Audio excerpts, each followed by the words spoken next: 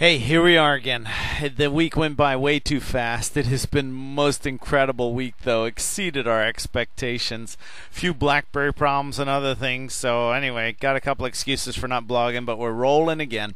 I wish that I had our school pictures from Reardon. Our first day Monday at Reardon with the middle school was a great day, but with the loss of my BlackBerry, it got crippled, collapsed on me. I lost some of those pictures, so got to get in touch with the Reardon Middle School and our teacher there and get some pictures. But Reardon gave us a great launch Monday, but we actually snuck home Monday night to get one last night in our own bed, and then Tuesday morning Dad took us and dropped us off in Davenport, where we got to speak with I guess basically all of the junior high and the high school there at Davenport.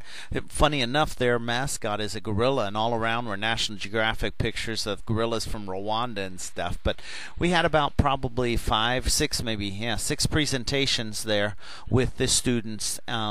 And a great lunch with the first and second, the lower grades there. It was so good to sit in the cafeteria again with these kids and hear their stories and think about our Lisa, who's teaching first and second graders in Saipan. But great small discussions with some of the senior class and journalism class.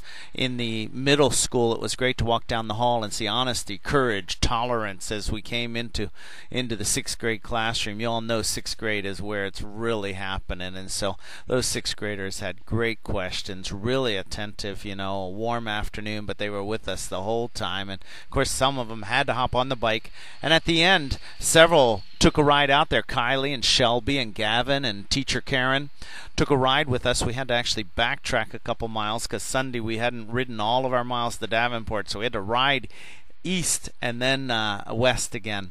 Came into the little town of Creston that evening, and we shoot, I'm going too fast with my pictures, but beautiful town. Sheriff, Teresa said, talked to a sheriff. He says, yeah, park by the football field, and there were the guys at the fire department, and one of them opened up the town hall for us, so we had a little bathroom, and we could take care of things as we pitched our tent on the football field there.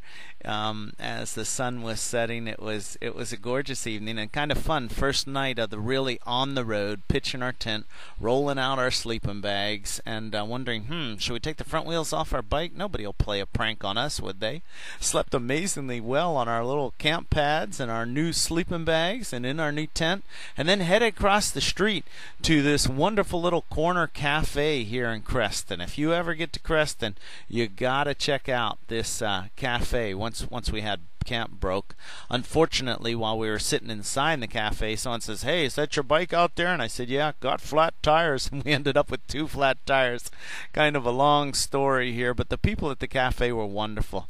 The owner, her mom, Beatrice, I think her name. Boy, I might be wrong on that. Painted these wonderful paintings there on the saws. But Floyd came to my rescue, took me down the road to Wilbur where we could buy some new tubes because we had a hopeless number. Got into a thorn patch. I think I did that on Teresa's bike. And in Wilbur we came back. Then actually the stems were too big. We had to drill out the rims in our bike anyway to get the new ones. But we got on the road again just a little later. Pulled into Heartline and Marley's Cafe. She's awesome. She gave us supper. Would not let us pay for supper. In fact, the people at Corner Cafe wouldn't let us pay for our breakfast there. Everybody has been so gracious. Told us about the little park up the road where we pitched our tent. They had little bathrooms and water, and unfortunately, a lot of water that evening. The sprinkler system came on at about 2:30 in the morning. Before going to bed, Teresa was sitting there on the picnic table working away on her laptop under the few little sprinkles. I mean, a starry sky, but it really was a great start to our week. And the next morning, Farmer, we had met the night before, stopped us on the road, says, you'll be here for a minute, I want to go get you, and brought us back a check and a donation. We have just seen again and again how America really cares in the first couple days of the week. I'll do another blog here quickly to tell you about the last half of the week, but we couldn't be more excited.